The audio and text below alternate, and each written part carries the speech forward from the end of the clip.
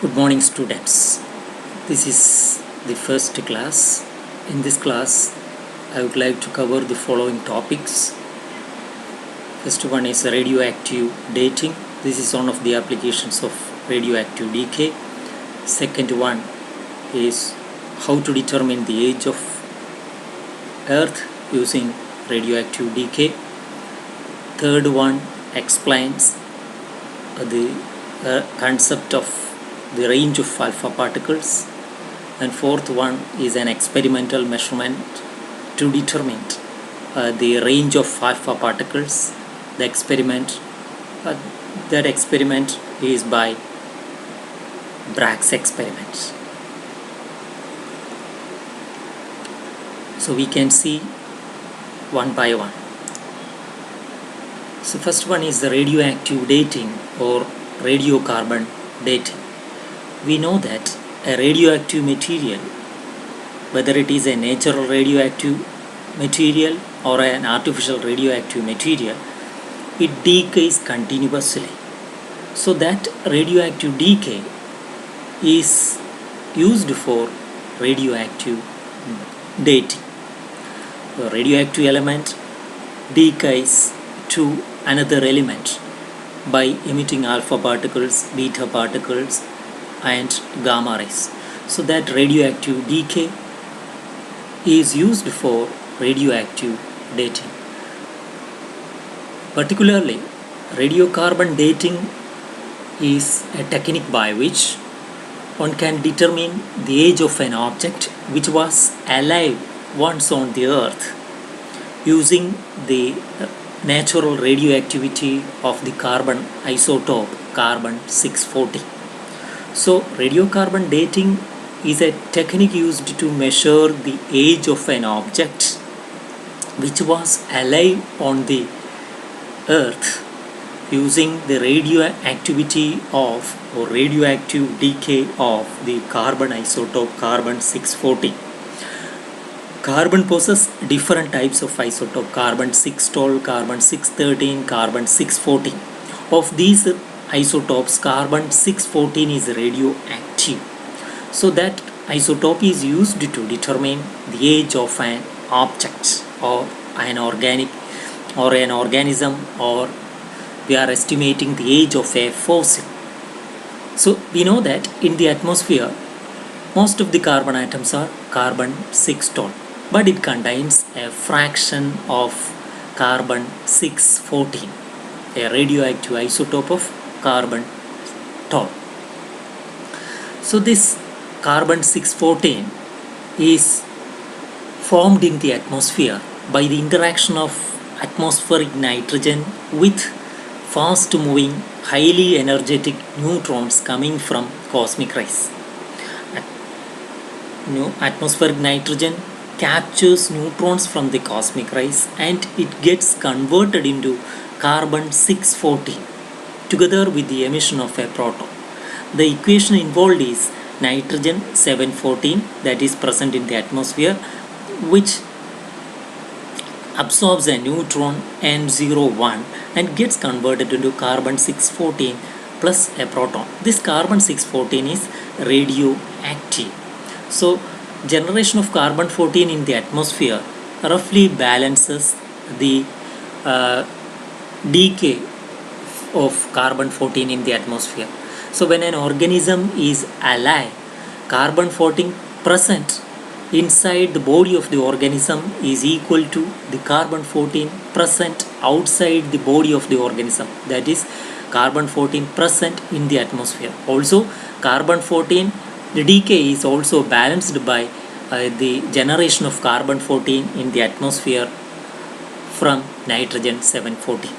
So there exists an equilibrium when a material is alive on the earth crust. So by certain biological activities such as photosynthesis in plants, breathing in animals, atoms of atmospheric carbon that contains carbon 612 and carbon 14 that enter each and every living organisms like plants, trees, human beings, animals, birds, etc. So now carbon 14 is present within the organism as well as outside the organism, that is in the atmosphere. So when these um, objects, animals or plants are alive, there exists an equilibrium between carbon 14 present inside that organism as well as in the outside. So there exists an exchange of carbon 14 within from the body to the atmosphere as well as from the atmosphere to the body, which means that carbon 14 present within the organism is equal to carbon 14 present outside the organism present in the atmosphere. So when the organism dies, exchange of carbon with the atmosphere, exchange of carbon from the body of the organism to the atmosphere. Exchange of carbon from the atmosphere to the body of the organism stops. So as a result, carbon 14 present within the organism decreases as time increases, because carbon 14 is the radioactive. Amount of carbon 14 present within the organism decreases by radioactive decay law, n equal to n0 e raised to minus lambda t. n0 is the initial number of carbon 14 atoms, or like that, initial number of atoms. Lambda is the decay constant. For carbon 14, the half-life period of carbon 14 is 5730 years. So from that one can determine the decay constant of carbon 14, lambda equal to 0.693 divided by half-life period. So 0.693 divided by 5730 e raised to minus 1 is the decay constant of carbon 14. So when an organism is alive, there exists a particular ratio of carbon 14 to carbon 12. So if that dies, the ratio carbon 14 to carbon 12 present decreases. So by comparing the carbon 14 to carbon 12 ratio of the organic matter, that can be equated to n in this expression, and carbon 14 to carbon 12 ratio in with that of a living organism at present, that is taken as n0. So C14 by C12 ratio for organic matter is taken as n, and C14 by C12 ratio for an organism that is alive today is taken as n0. Then we can substitute these values n0 and n in this expression, and we also know the decay constant of carbon 14. From substituting these values, one can determine the age of the organic matter or age of the object or age of the fossil using the expression age of the object t equal to 1 by lambda log e n0 by 1. One can easily arrive at this expression from this: n by n0 equal to e raised to minus lambda t, or log n by, taking logarithms on both sides, log n by n0 to the base e equal to e raised to minus lambda t, or log n0 by n to the base e equal to e raised to lambda t. From that lambda t, so from that t equal to 1 by lambda into log e n0 by n. So this is the method by which one can determine the age of an organic matter which was alive on the earth crust. So carbon 14 dating or radiocarbon dating is a technique used to determine the age of an object or fossil or organic matter present on the earth long years back. So this is the article. This is all about radiocarbon dating. Now the next topic is how one can determine the age of earth from radioactivity. So age of the earth, this is also one of the applications of radioactivity. One can determine the age of the earth by using the concept of radioactive decay law. The age of the earth is estimated based on the relative abundance of two isotopes of uranium. Uranium is a radioactive uranium, that is uranium 238. Two isotopes of uranium to be considered is uranium 238 and uranium 235. Both are radioactive. Half-life period of uranium-238 is 4.5 into 10 raised to 9 years or 4.5 billion years, and half-life period of uranium-235 isotope is 7 into 10 raised to 8 years or 0.7 billion years. So they have different lifetimes. So we also assume that for estimating the age of the Earth, we also assume that at the beginning of the Earth, both isotopes were equal, which means that they contain equal number of atoms at the beginning of the Earth. The 50%, both are of same percentage. If you are considering uranium-238 is 50% of the total amount, and uranium-238 is also 50%, which means that they possess equal number of atoms. Initial number of atoms are same for both uranium-238 and uranium-235. Now at present, however, the relative abundance at present for uranium-238 and uranium-235 are 99.3% and 0.7% in natural uranium. So which means that if you are taking 1 gram of natural uranium, it contains 0.993 gram of uranium-238 and 0.7 gram of uranium-235.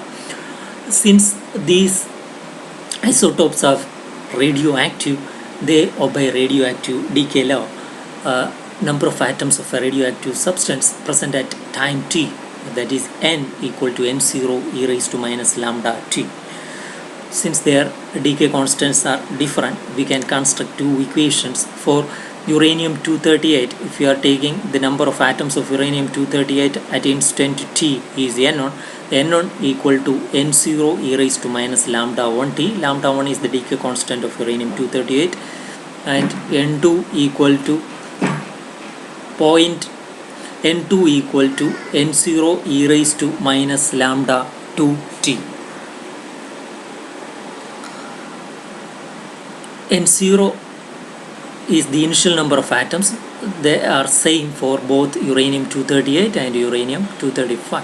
So lambda 1 and lambda 2 are the decay constants of uranium-238 and uranium-235. Lambda 1 is equal to 0.693 divided by T half. T half for uranium-238 is 4.5 into 10 raised to 9 years. So lambda 1 for uranium-238 here, and lambda 2, that is the decay constant of uranium-238, 5, that is given by this expression.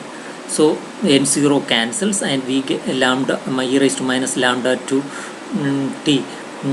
The upper side it becomes e raised to lambda 2t. So we will get e raised to lambda 2 minus e raised to lambda 2t minus e raised to lambda 2 minus lambda 2 1 into t. So taking logarithms, log n1 by n2. If we are taking log n1 by n2 to the base e, which is equal to lambda 2 minus lambda 1 into t, or t is equal to 1 by lambda 2 minus lambda 1 log e n1, that is 99.3, divided by n2, 0.7. So we can substitute the value of lambda 1 and lambda 2 from these expressions, and one can compute the value of the age of the Earth. So by substituting these values, one will get time which is nearly age of the Earth, that is nearly equal to 5.93 into 10 raised to 9 years, that is 5.9 billion years. So the value obtained by radioactive decay law closely approaches the values predicted by astrophysicists and astronomers or astrophysicists based on astronomical theories. So this is the method by which one can determine the age of the Earth. So age of the Earth can be determined from the radioactivity of the two isotopes of uranium-238 and uranium-235. Now the third topic is range of alpha particles. We know that radioactive materials emits alpha particles, beta particles and gamma rays. Alpha particles are equivalent to a helium nucleus. Alpha particles exhibit lot of properties. Alpha particles can ionize gases through which it passes. Alpha particles can penetrate through materials. Alpha particles are deflected by electric and magnetic fields. They affect photographic plates, and they can produce fluorescent actions. These are some of the properties of alpha particles. So, alpha particles, one of the property of alpha particle is its capability to ionize a gas. Suppose we have a chamber, and inside that chamber we have lithium gas. If alpha particle is coming from a radioactive source is allowed to pass through the chamber containing lithium gas, then alpha particles ionize these lithium gas particles such that it becomes lithium plus Li plus ions, positive ions, and electrons are produced. So when alpha particles passes through a gas, alpha particles get slowed down by losing its energy in ionizing the gas. So when alpha particles collide with this lithium gas, energy of the alpha particle is transferred and it is used for producing lithium ions. As a result, energy of alpha particles decreases as the number of collisions increases. So that process continues till the energy of alpha particles falls when its energy falls below the ionization potential of the gas. Ionization potential is the minimum energy required to ionize a particular gas.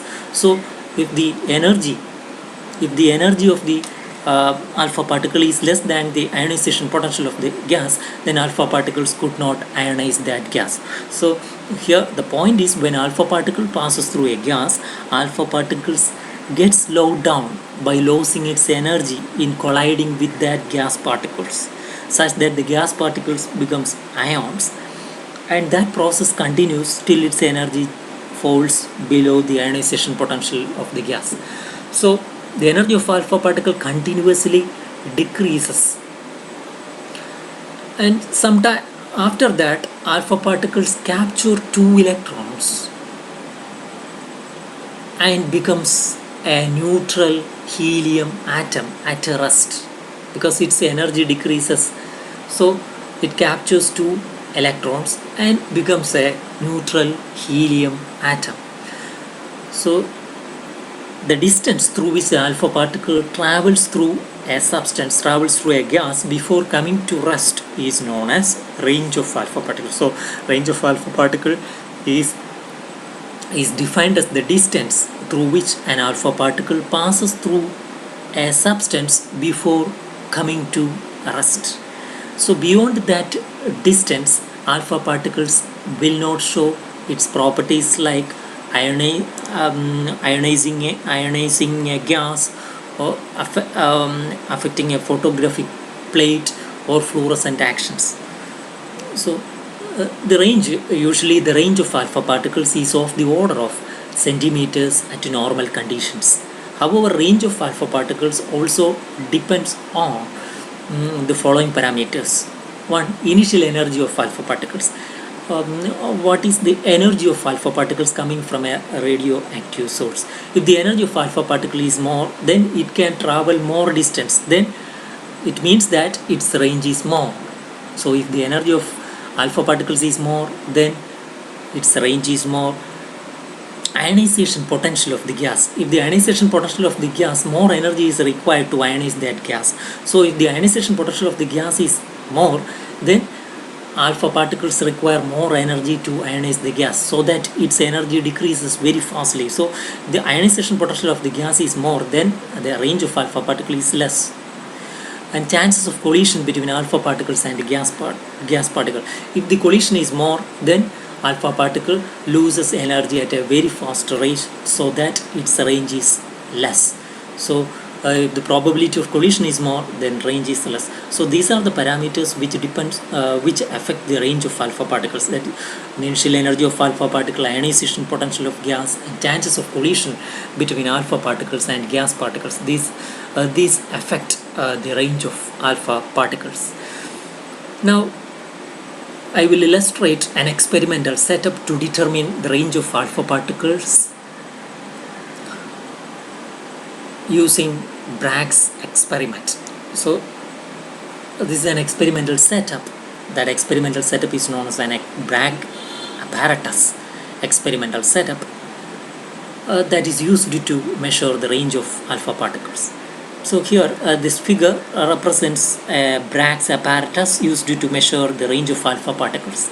So this apparatus consists of an evacuated glass tube T. Here is the radioactive substance R, that is a radioactive substance which emits alpha particle, that is placed inside a lead block over an adjustable rod C. So this rod is an adjustable rod. We can raise the rod upwards as well as we can raise the rod downwards, so that okay, that's an adjustable rod. Okay, then the tube, this evacuated glass tube, is filled with the gas. Through that gas, alpha particles will move. Okay, then the plate. Now this experimental setup consists of a plate P. This is the plate. This is connected to an electrometer which measures the charges, and the alpha particles, when it is emitted from the radioactive material, then it ionizes the gas through which it passes. That ionization produced by alpha particles emitted from the source is measured by means of an ionization chamber which consists of two electrodes, a plate P and a grid G. This forms the ionization chamber. Between P and G, a potential difference is maintained such that the electrometer measures only the saturation ionization current. Maximum ionization current is only measured by the electrometer. Another grid is also there in the experimental arrangement. That grid is represented by G dash, that is earth, that prevents the diffusion of ions from this evacuate from this chamber. Okay, that is the experimental setup. So this experimental setup consists of an evacuated glass tube T and a radioactive source R is placed on a lead block that is placed on an adjustable rod, and the ionization produced by alpha particles emitted from the source is measured by means of an ionization chamber that consists of two electrodes P and plate P and a grid G. A potential difference is maintained between P and G. Now, how to perform the experiment?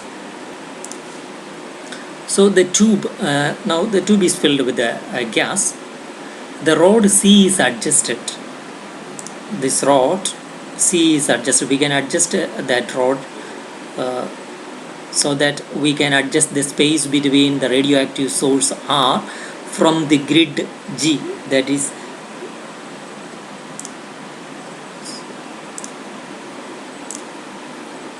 the tube is filled with the required gas. The rod C is adjusted and alpha particles reaching the grid G pass into the space between P and G.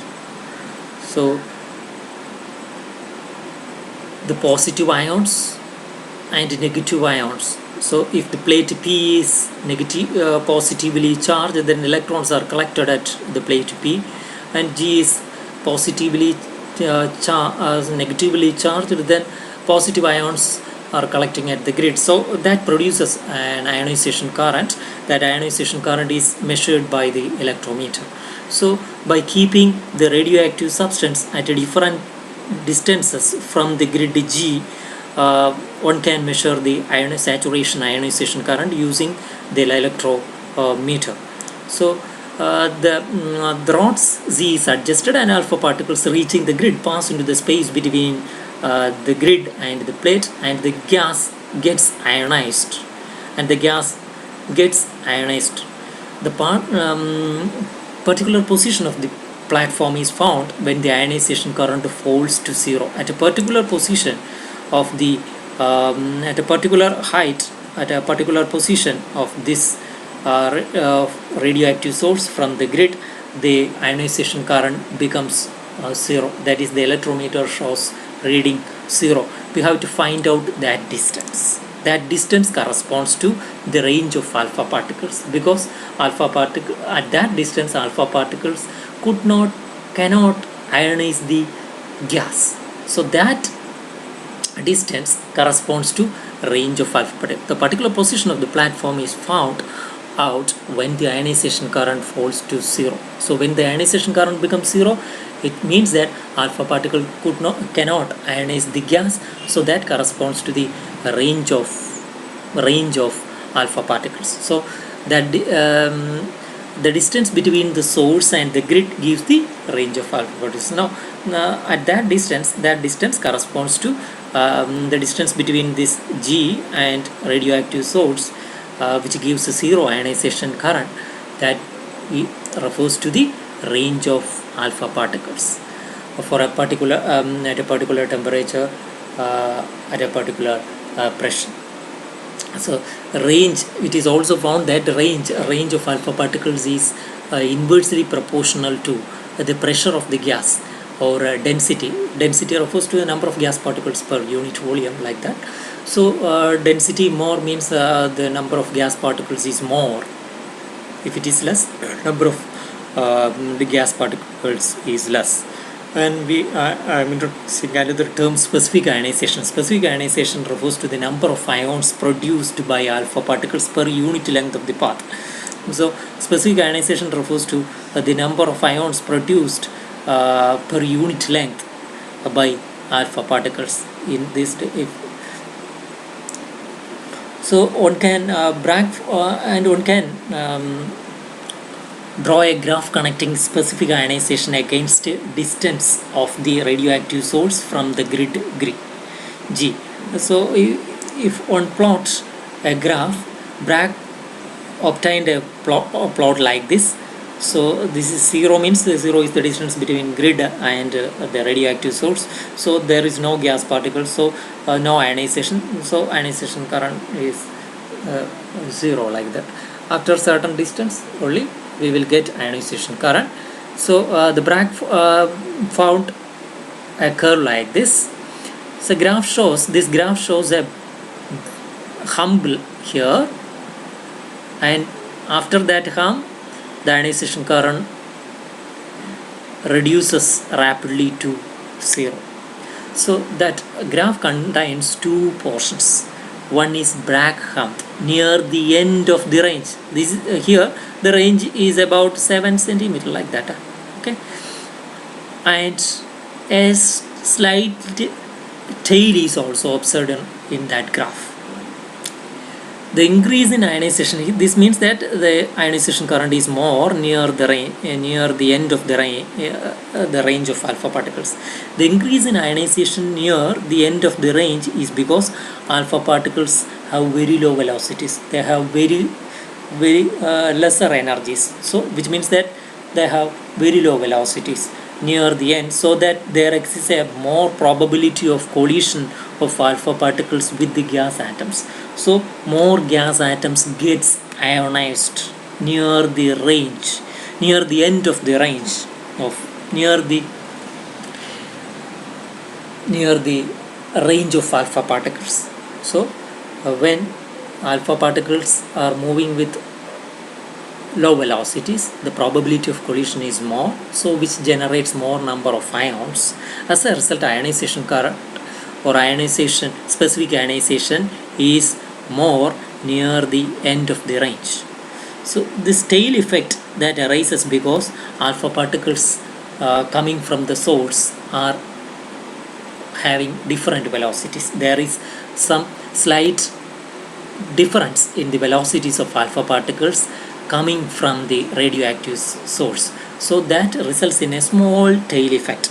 All the alpha particles here All the alpha particles possess a range of 7 centimeter. Some may have values 7 plus, 7.1 or 7.01, 7.02, like that. So the tail effect comes from that effect. Okay, this is the experimental setup that used by Bragg to understand the range of, or to measure the range of alpha particles. So here, so we have covered all the portions of this class, which includes radioactive dating or radiocarbon dating or carbon-14 dating, age of Earth, and the concept of range of alpha particles, and an experiment, a Bragg's experiment, to determine the range of alpha particles.